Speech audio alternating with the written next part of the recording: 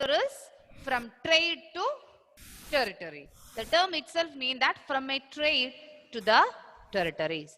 The British, they came into India as traders and finally they captured our territory and they ruled India. For more than 200 years, India was under British rule. So we can go through why, for what purpose they came to India. As a traders, they came to India and why they captured power from Indians and how they rule the country and which are the battles the Indian rulers fought with them. And all these are discussing in the chapter. First of all, I would like to say, please don't try to by heart this. First, try to understand this. Okay. History, it's all about the incidents. So you try to remember it as a story. If you are trying to reading and by heart it, sometimes you will forget it. So listen to the class proper and try to understand it first. Okay? Yes or no? Yes. So we can start the chapter. The chapter, the last class we discussed about the Mughal Empire. You remember that? And who was the last powerful Mughal ruler?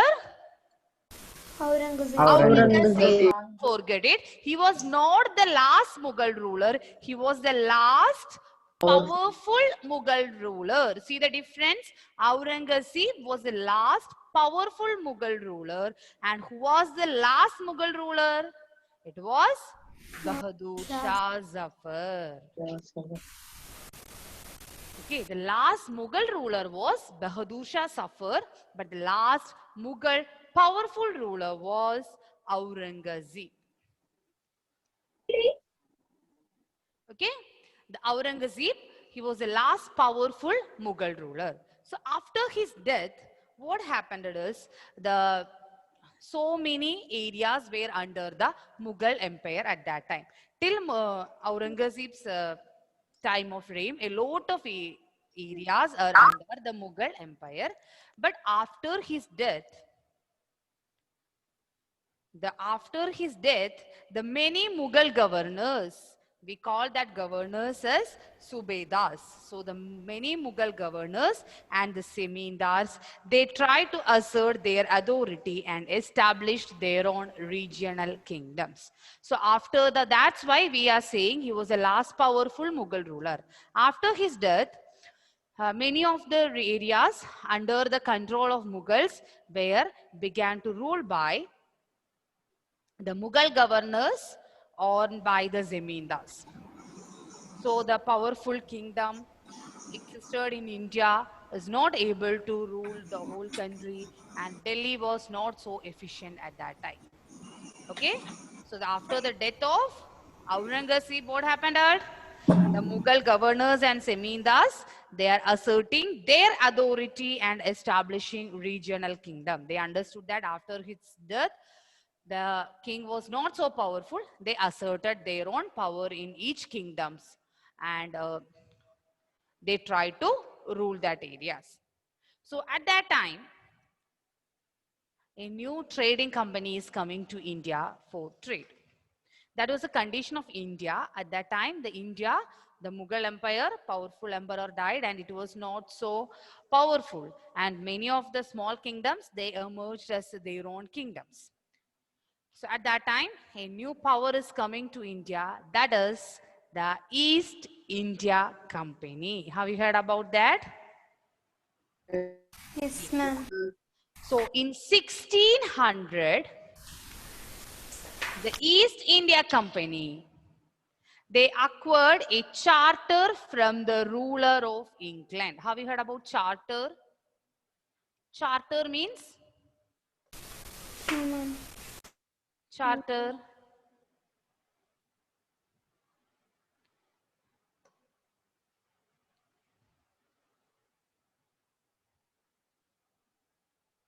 A charter Ma'am, means? it's an official document starting with the rule or government allows. Okay, simply we can say it is a permission. Okay, a charter means a permission or a consent. A charter, we can simply say it is a permission or a consent. So in 1600, the East India Company, which company? East India Company, they acquired a charter from the ruler of England. That time, who was the ruler of England? Elizabeth. Which, Queen Elizabeth. Elizabeth first. Queen Elizabeth first. Okay. At that time, when the English East India Company, they acquired a charter. A charter means a permission or a consent from the ruler of England, that is Queen Elizabeth I. And it granting them the sole right to trade with East. The company's name itself, East India Company. So they get a charter from the Queen to trade with East. To trade with East. This means that there is no other trading group in England could compete with the East India Company. So they get a charter or a permission from the Queen that the East India Company can trade with the East, and that means there is no other company from the Britain will be there to compete with them. So we call such companies as a mercantile companies. Have you heard about mercantile company? No, ma'am. No, ma'am. A mercantile company means they will buy the goods at a cheap price and they will sell it in the higher price in their own market. Because here from England, only the East India Company can come and trade with the East. So it emerged as a mercantile company. A mercantile companies means they can make the maximum profit by trade. How they can make maximum profit? Because they are the single company which will trade in the East. So they will buy the raw materials from here at a cheap price and they will sell it in their market in higher prices. Okay? Buying goods at a low price and selling them in high prices. So the company did not, no need to fear any other competition because the charter give them the sole right to trade with the East. So they don't have any chance to face any competition from any other companies from Britain. That doesn't mean there is no Europeans will compete with them. There is no other company from Britain will not compete with them. So they get the permission and they emerged as a mercantile company. Clear? Clear? Yes, or no? Yes, ma'am. Yes, so what all things we discussed? First we said about Aurangzeb, and after his death, each of these small kings and zamindars and the officials, they asserting their authority over the regional kingdoms. That was the condition of India at that time. But at the same time, in the in the Britain, the East India Company was formed and they acquired a charter from the ruler and which permit them the sole right to trade with East. So they don't want to face any competition from any of the trading companies from England. So it emerged as a mercantile company.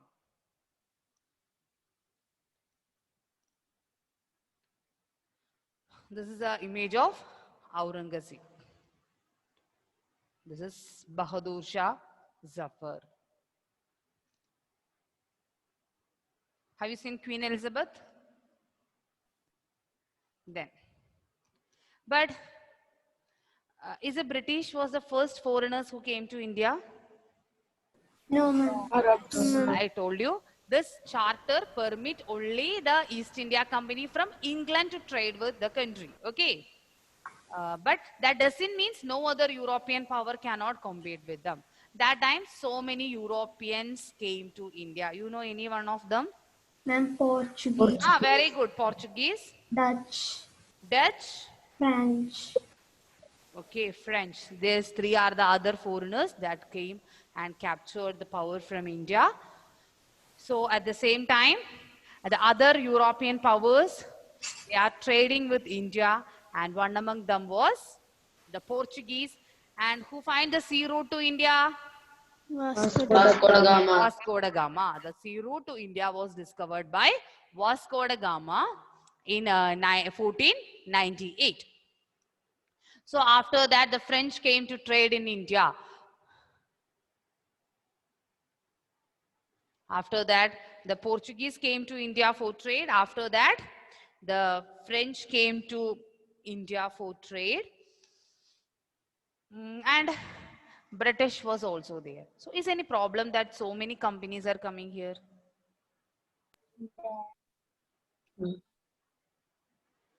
What is the aim of all of those who came to India? For what purpose they came to India? Ma'am, for buying things. So buying things. Which all things they are attracted more? Ma'am, Spices. Spices? Then any other? The cotton and the silks. Okay. Why they all came to India? Because all these powers came to India for trade. And which is the most important item they traded? spice. Spices include all the spices like pepper, cardamom, then cinnamon and all the spices, and also the fine quality of our cotton and silk, which have a high demand in the European markets. Okay, our spices, our cotton, fine quality silk and cotton have high demand in the European markets. So they came to India for trade. So if so many powers are coming here, what is the problem? If Portuguese are here, Britishers are here, Dutch people are here, any problem is there? So many are coming here. What happened to their profit? Will be low. Profit will be low. Why? Why? Answer is correct. Profit will be low. Why? Everyone is buying the same thing. Yes, everyone is buying the same thing. So what happened to the price? It will be less. Louder. The price. Louder. The amount will be less. The amount will be less. Yes, that means if a competition is there, what happened? All of them want to pay more for getting it, right? Suppose Nandana is making the fine silk, okay? She is having a, and see, we all are there to, from her, okay? We all are there to buy the product from her. So what happened, Nandana, to whom you will give? Lakshmi is there, Isha is there, then Iron is there to buy the product from you. Vaishnavi is there. To whom you will give the product? 4 are there. I'm the one who is giving more money. Yes, right? The one who will give her more money, they will sell that. So what happened to the Britishers also, to their profit also, they want to offer more money to get the products, right? Because so many powers are there, so they are competing each other to their main. Okay, Navneet. So they are not able to get much profit because there is a competition among them. Always remember this East India Company get a sole right to trade with the East, but it is only from Britain. From Britain, no other power will come to trade in East, but the other European countries, they can trade with India. So the Portuguese are there, French are there, Dutch are there. So the British also want to face a huge competition. Among 4 of them, there is a huge competition was there in selling the goods. So the sea route to India, it was discovered by Vasco da Gama in 1498, and afterwards the French came to trade in India. Why they are more attracted to India? Because of the fine quality silk, cotton, and one more is there, I forgot to write, that is the spices. So they are so much, they need the fine quality silks, cotton, and spices from India. So in the 17th and 18th century, what they did is, there is a rival conflict among them. Right? If Nandana will give the product to only those who will get the higher price. So what happened? In between them, there will be a competition. Same way among these foreign groups also, foreign countries also, and the foreign companies, there will be a competition among them. And what they did is, in the 17th and the 18th centuries, they sank each other's ships. They sank each other's ships, and also they always try to fortify the settlements. Have you heard about the forts? Have you heard about forts, children? Yes. Yes, what do you mean by a fort? Yes. Louder. Have you heard about any fort? I can't hear you. Red Fort. Red Fort. Okay. Big tower. Big tower, fort. Wait. My picture, that was I pasted there. Fort means they are constructing the fort. A fort simply means it's a defensive wall. Okay, a fort means it's a defensive wall. I will show you a fort. Can you see this? These are the forts they constructed. A fort. That means a defensive wall. A defensive wall. That is a fort. So what these foreigners did, they also constructed several forts. Why they constructed these forts? So they can settle. No. Because each of them are rivaling each other, right? Mainly they constructed these forts to protect their warehouses. That means all of them will store the goods in one places, right? That is the warehouses. But what happened? Because of the rival, each of them are distracting the others' commodities.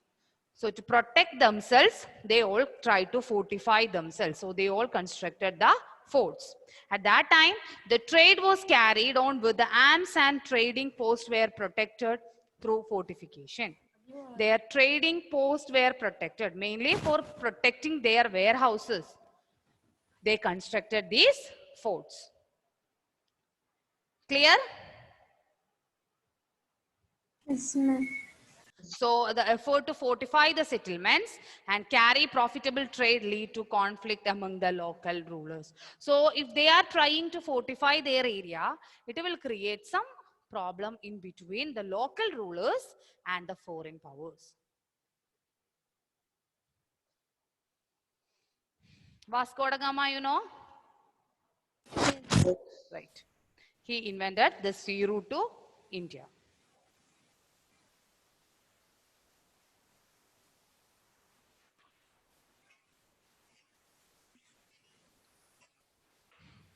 Okay. So the English East India Company, when the English East India Company was formed? In which year? 1600. 1600. Then,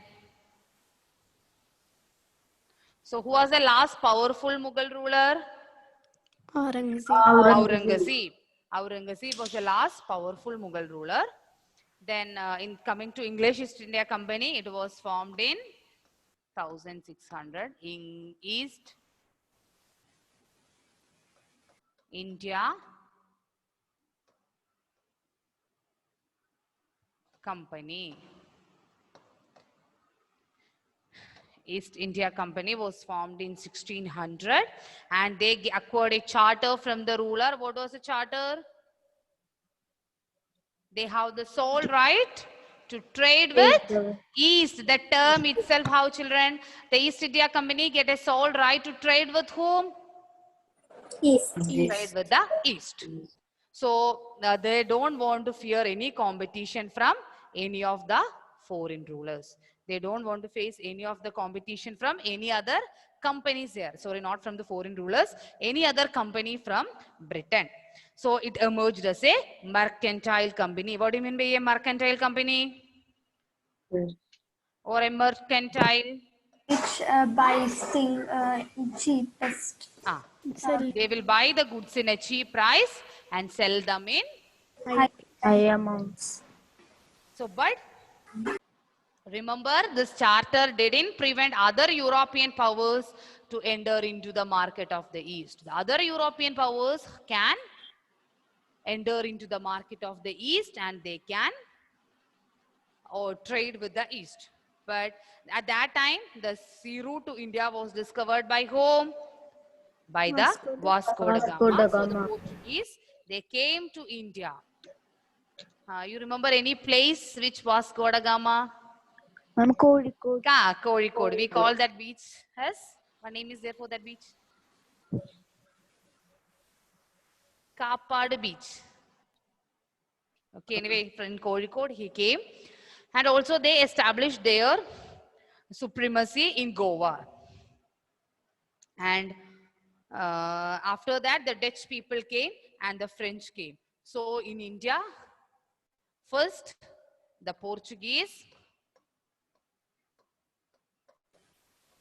French and the Dutch.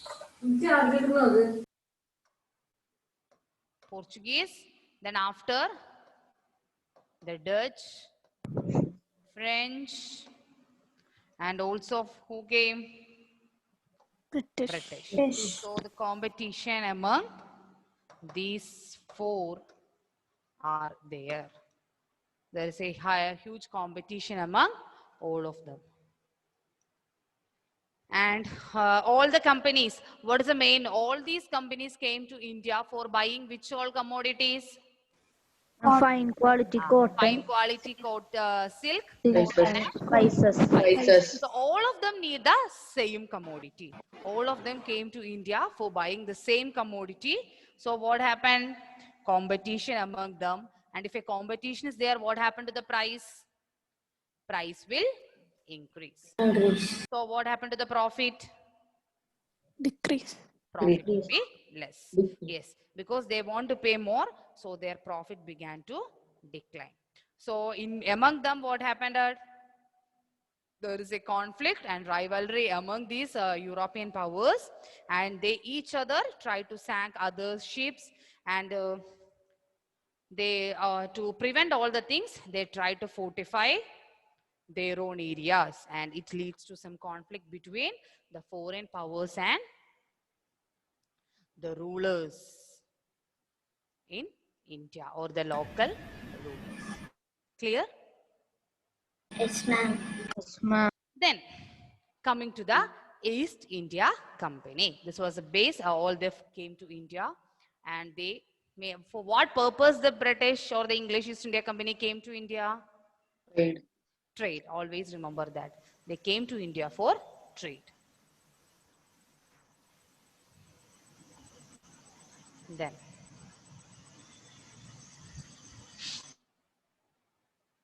okay. Then they start, the first factory of the East India Company was set up in the bank of river Hooghly in 1651. It is important. So they came to India for trade, and they started their first factory in the river, bank of a river. What is the name of the river? Hooghly. Hooghly. Have you heard about the river Hooghly? Yes. Where is it? Kolkata. Kolkata. What is it? So this Hooghly river is in West Bengal. So they started their first factory where? In the bank of river Hooghly. In which year? 1651. 1651. Okay. 1651. They started their first factory in the bank of which river? River Hooghly. Hooghly. So this was the base from the company trade was begins, and they call them as the factors. So when the factory, if a factory is there, it have a warehouse, right? Have you heard about warehouses? Yes, ma'am. Yes, what is a warehouse? Where we store Yes, goods and warehouse. So when they started the company, all the companies have a warehouse, because where the goods are stored. They want to store the goods. Why they are storing the goods? For For what purpose they are collecting the goods from here? Dealing. To sell, not import, Sell. export, for export, to sell. If it's trade between two countries, we use the terms import and export. Okay, selling goods to another country, we call says as export. So to export the goods, they began to store these goods in the warehouses, and also it had offices where the company officials can sit. Okay, they have the offices where the company officials can sat to do their work. So the British, the first factory of English East India Company, it was set up in the bank of which river? River Hooghly. River Hooghly. Hooghly. And also they began, so their companies were there, and to the company, it have a warehouse and also offices. Warehouses for storing the goods for export, and offices for to sat the officials to do their works. When the trade will expand, when the trade is expanding, the officials, they came and began to settle. The traders, they came and began to settle near the factories. So the trade expanded, the traders and the other officials, they began to settle near the factories. And also, at that time, they built the forts in the beginning. So when the officials came, their warehouses are there. They started to settle there. So they've started to fortify their area. Okay. Yes, ma'am. So, Amal, Yes, ma'am. why the English East India Company came to India? For what purpose? Okay. For trade. In which year the company acquired a charter from the ruler of England? Albert? 1600. Okay. Then, which are the other foreign powers that trade with India at that time?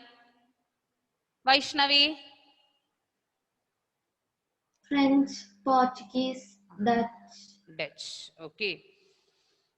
Then, which are the goods all the countries, sorry, which are the goods all the companies were interested to buy from India, Tom?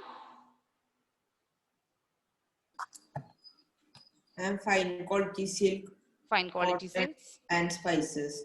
Okay, very good. So the first factory of the English East India Company was set up in the bank of which river, Nandana? River Hooghly. Hooghly. Okay. Is it clear to you, children? Yes, ma'am. Yes. So read this portion today itself, okay? Okay, The ma'am. rest we can take in the next class. So read the textbook, okay? Okay, ma'am. Thank you all. Bye. Thank you, ma'am. Thank you, ma'am. Thank you. Thank you, Bye-bye. ma'am. Bye-bye.